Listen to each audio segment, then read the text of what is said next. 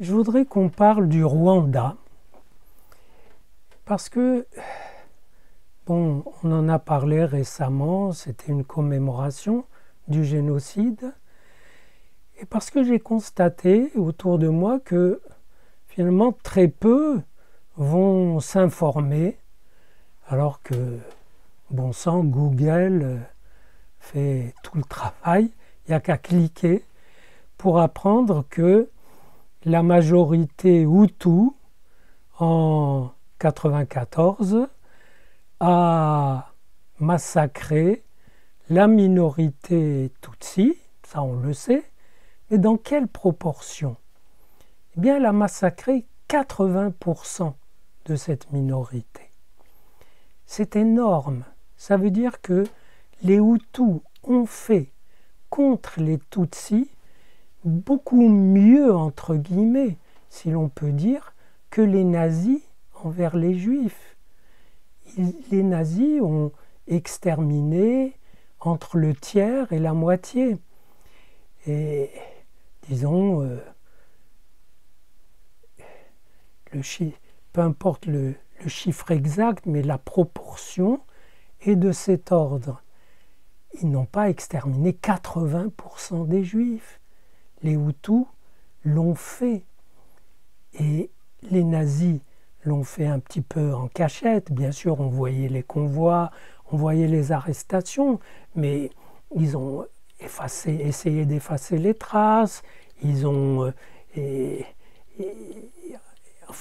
ont organisé tout ce transfert dans une relative discrétion, de sorte que beaucoup de gens ont pu dire qu'ils ne savaient pas, qu'ils voyaient bien qu'on déportait des enfants, mais c'était avec les familles peut-être, pour ne pas les séparer, etc. Et puis les familles allaient peut-être en camp de travail.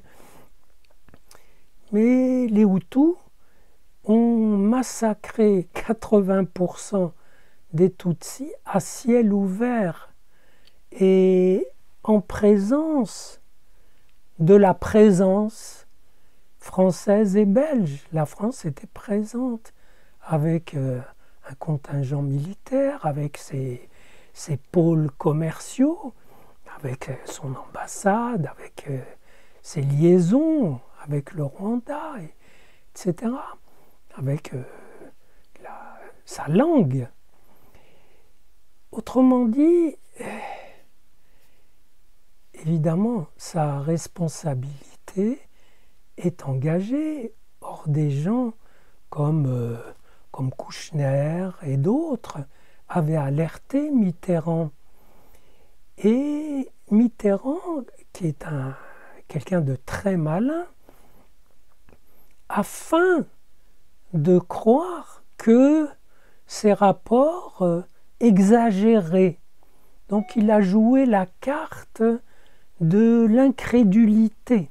Une incrédulité qui aurait été très facile à ajuster, à vérifier. C'est pas difficile. Il envoyait des contre-émissaires au Rwanda vérifier ce que racontait Kouchner ou d'autres. Et donc il a fait celui qui n'a pas cru, parce que c'était trop énorme. Et voyez où va le cynisme. Donc il se retrouve après à être accusé de n'avoir pas pris la mesure du danger. En réalité, c'est très clair qu'il avait tous les moyens de prendre cette mesure, et qu'il a pris cette mesure, et qu'il a faim d'avoir été un peu bête, naïf, de n'avoir pas mesuré, pour que se poursuivent normalement ces plans stratégiques sur le Rwanda, sur ce que devait être la gouvernance du Rwanda. Et s'il fallait donner les Tutsis aux Hutus pour que tout rentre dans l'ordre, eh ben, ma foi, pourquoi pas. Mais il faut non seulement il ne faut pas le dire, mais il faut avoir l'air d'avoir voulu empêcher ça au nom de l'humanitaire et de ne pas y être arrivé parce qu'on n'a pas pris toute la mesure.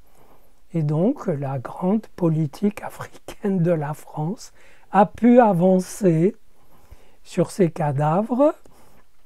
Et comme il y a une justice symbolique dont personne n'est l'auteur, eh bien c'est la dite politique de la France africaine est ensablée et elle n'emmène pas très large.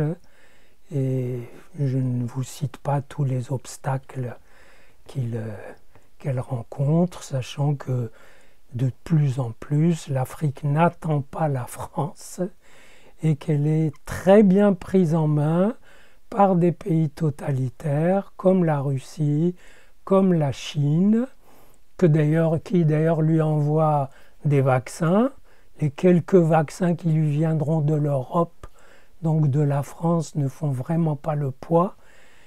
Bref, il y a une punition de la providence, moi je dis du symbolique, qui fait que la politique stratégique au nom de laquelle on a fait ça, eh bien, est appelée à s'enliser et à échouer dans le sable des déserts.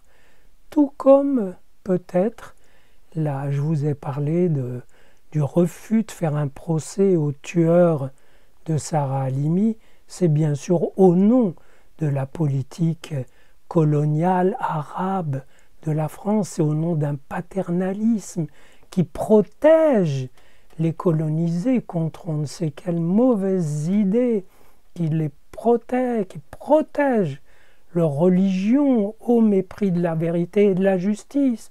Mais il faut être héroïque. Et cette politique aussi sera appelée à échouer, mais peut-être que le prix en sera plus lourd.